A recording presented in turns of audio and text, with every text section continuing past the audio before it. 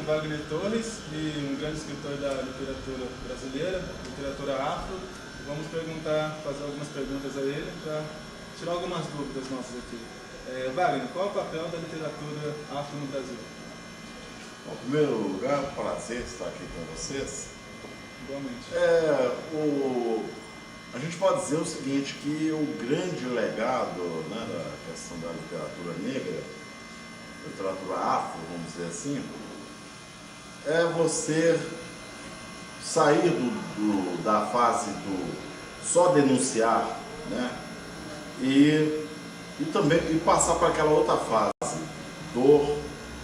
vamos dizer assim, mostrar o outro lado, a outra faceta, que é a da alegria, que o povo, o negro, vem de uma descendência africana e eles eram forçados a vir para cá em navios negreiros, eram caçados, retirados das suas tribos, e eles continuaram essas manifestações aqui nas senzalas, não é verdade? Então, eu quero mostrar esse outro lado também, esse lado da alegria, do tambor, do atabaque, que está enraizado no negro. Então, a literatura negra, ela teve a sua fase importante, que foi a fase do denuncismo, né? E agora nós temos que passar por uma outra fase, nós temos que mudar essa fase. Certo. O que levou o senhor a fundar e a presidir o Sindicato dos Escritores de Minas Gerais, e quais objetivos o sindicato vive? Na verdade, nós tínhamos, na época nós editávamos a revista Arte Metal, e essa revista ela englobava muitas artes.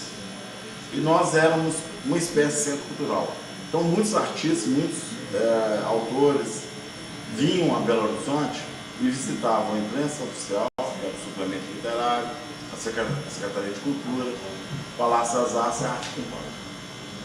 Então nós viramos uma referência. E na época, o Brasil estava começando a fase de redemocratização, estávamos já lutando para ter as primeiras eleições diretas no país, para presidente. Então o que aconteceu? As camadas sociais foram se organizando e nós não havíamos um embrião do sindicato, que foi a formação da Associação Profissional dos Escritores. E o Cunha de Leiradela foi o primeiro presidente. Na realidade, eles falam que foi o primeiro presidente, mas na realidade, o primeiro presidente foi o Cunha, porque foi a associação. Para se transformar em sindicato, precisaria de funcionar como associação de 2 anos. Aí convocava uma assembleia, aí decidia transformar em sindicato. E aí, quando houve a transformação para sindicato, esses grupos começaram a me cobrar, você pode fazer essa transição.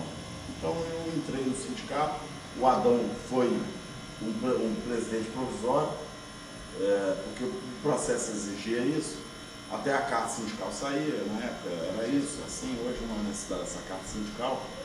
E essa carta sindical levou uns 6, 7 meses, aí o Adão assumiu interinamente. Aí foi realizada as eleições, então é aí que eu tornei o primeiro presidente do sindicato, porque aí ele se transformou em sindicato, né?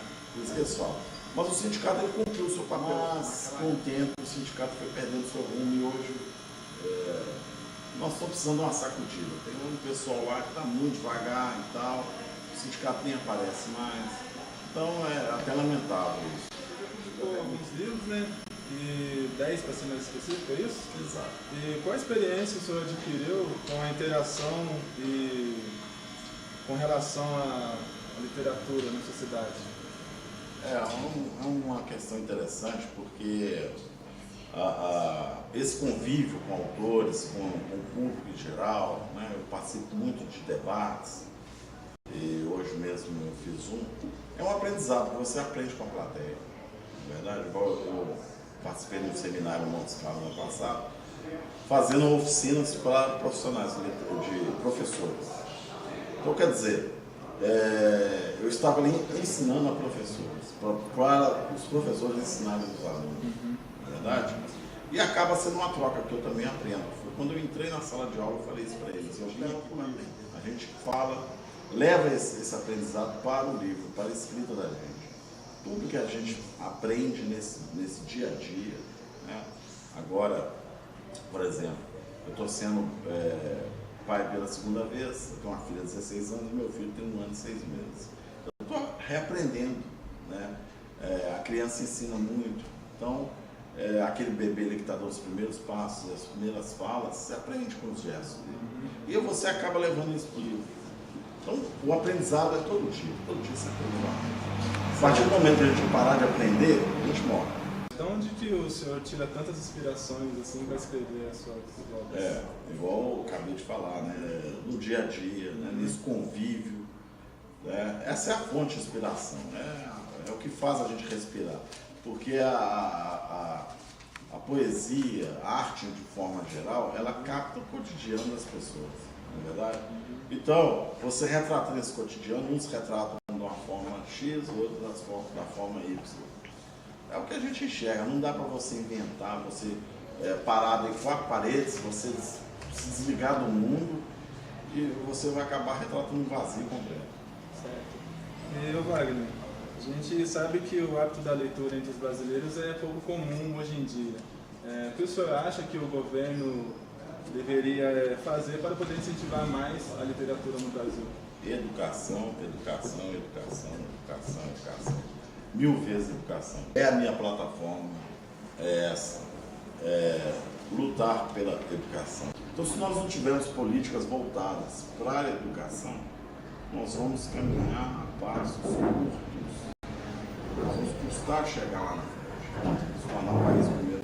E para encerrar, o senhor acha que a cultura literária é reconhecida aqui no Brasil ou o senhor acha que ela merece mais atenção das pessoas? Ela não é totalmente reconhecida? Ela merece mais atenção. Nós já tivemos melhoras, né? Nós já tivemos muito. Hoje você vê mais programas literários na TV aberta. Alguns jornais dão um destaque bom, mas ainda nós estamos trabalhando em cima de estrelas, na verdade. As novas gerações ainda não são galgadas, a não ser que a pessoa tenha algum assunto polêmico, na verdade. Se aparecer aqui, igual o caso do Salman Rushdie, que é um escritor indiano que blasfemou lá o de Alá. Aí aquele pessoal lá do Oriente Médio ficou furo da vida com ele, queria matar ele, jurar de morte até hoje, os ayatollahs lá no Irã. Porque ele blasfemou, segundo eles. E virou um best-seller.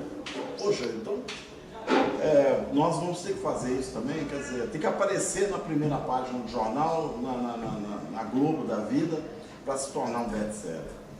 E esses que tem a mídia na mão, esses que tem os patrocínios, então o cara pode viajar o Brasil todo. Quer dizer, nós temos que ter uma política voltada para os novos, uma nova geração, e até para escritores que estão aí há muito tempo na estrada e que não têm seu devido espaço. Poderiam estar aí viajando nas escolas, ajudando aos alunos, para os alunos entenderem melhor suas obras.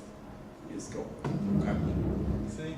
E o senhor gostaria de deixar, o senhor poderia deixar uma mensagem para o nosso colega de escola? O que eu poderia dizer é que vocês estão no caminho certo. É uma maravilha essa nova geração aqui presente, eu estando falando para vocês. E que é isso, que o livro é a alma. A nossa viagem está ali dentro das suas páginas. Procure ler, e não ler por obrigação que o professor mandou, mas ler com vontade de viajar na história, viajar na poesia, no romance ou no conto, porque o livro vai fazer vocês, quando eu falo homem, eu estou dizendo no modo geral da raça humana, a mulher também está inserida nesse contexto. É uma maravilha, vocês estão de parabéns. Muito obrigado, Sr. Wagner. Até uma próxima. Isso aí, pessoal. Wagner Torres. Obrigado.